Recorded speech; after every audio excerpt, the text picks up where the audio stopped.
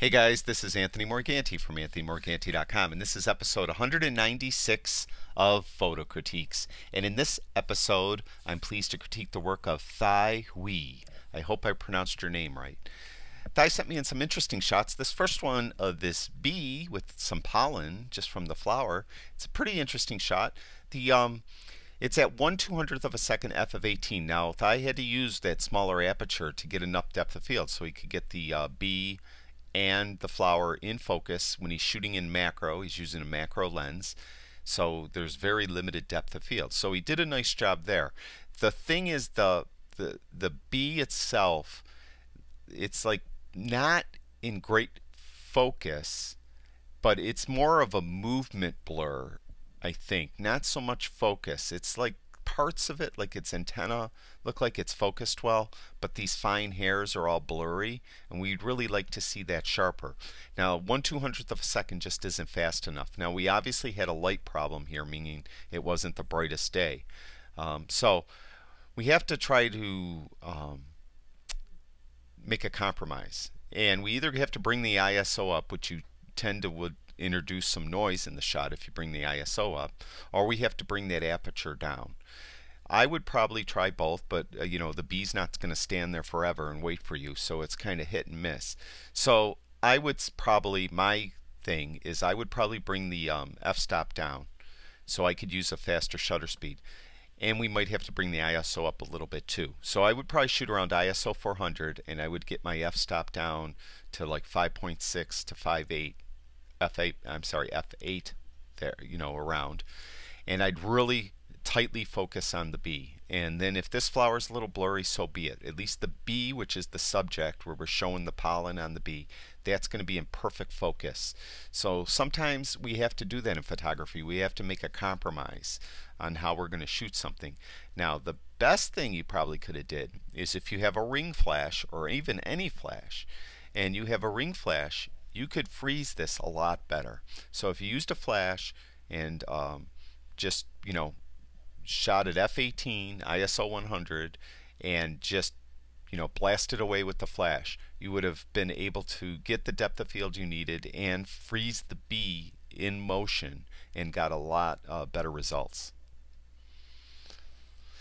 This is a nice composition. Sky's real nice, really nice colors down in here.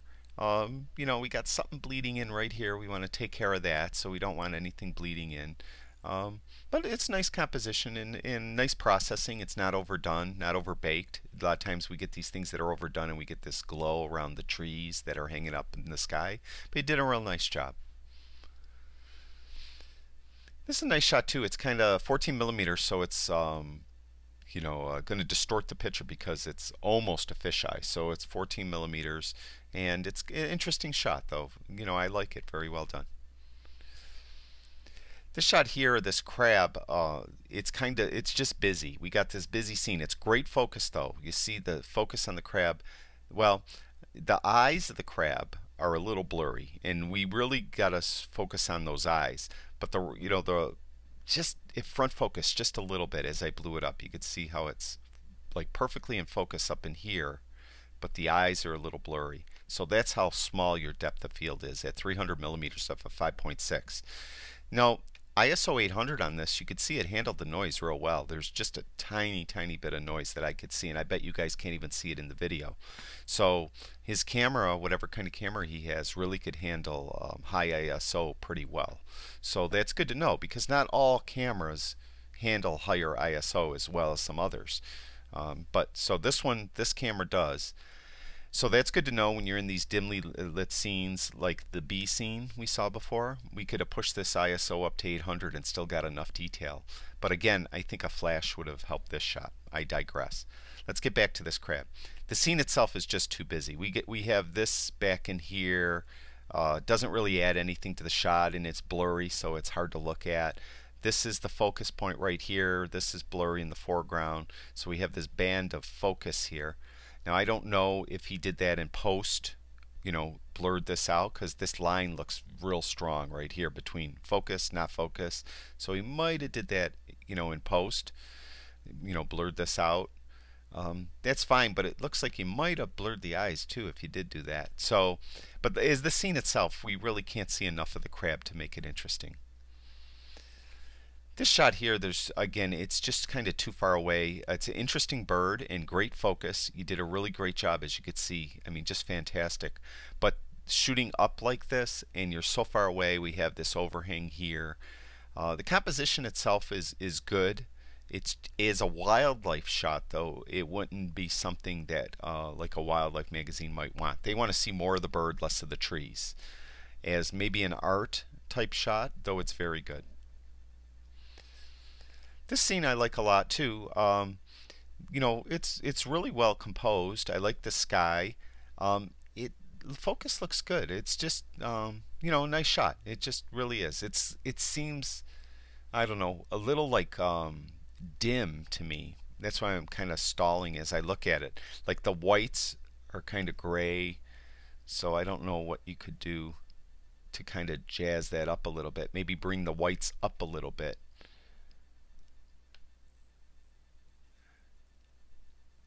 With the whites and blacks a little bit. I'm probably making it a little too bright, I think. But I think the whites were a little too gray, so you could go before, after, before, after. It took color out of the sky when I did that, and probably overexposed it a little bit in the sky also. Yeah.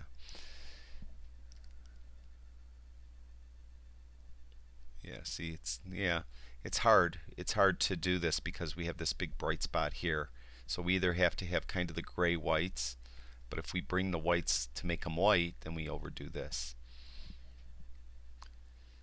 It's a nice shot. I like the processing that you did here. I like this a lot. This is probably my favorite shot. I like the sky, very ominous looking. Super great focus again. 1/100th of a second f/13 ISO 100, 20 millimeters. Really nice shot. That's the last one. Yep, that's the last one. Thye, thank you very much for sharing your work with us. I really do appreciate it. Thank you, everyone who watches all my videos. I really do appreciate all the support I get. Thank you so much. Go over to my website, anthonymorganti.com. I have all kinds of photography stuff over there for you to learn and look at. And if you have time, please go over to YouTube and subscribe to my YouTube channel. That's it for now. I'll talk to you guys soon.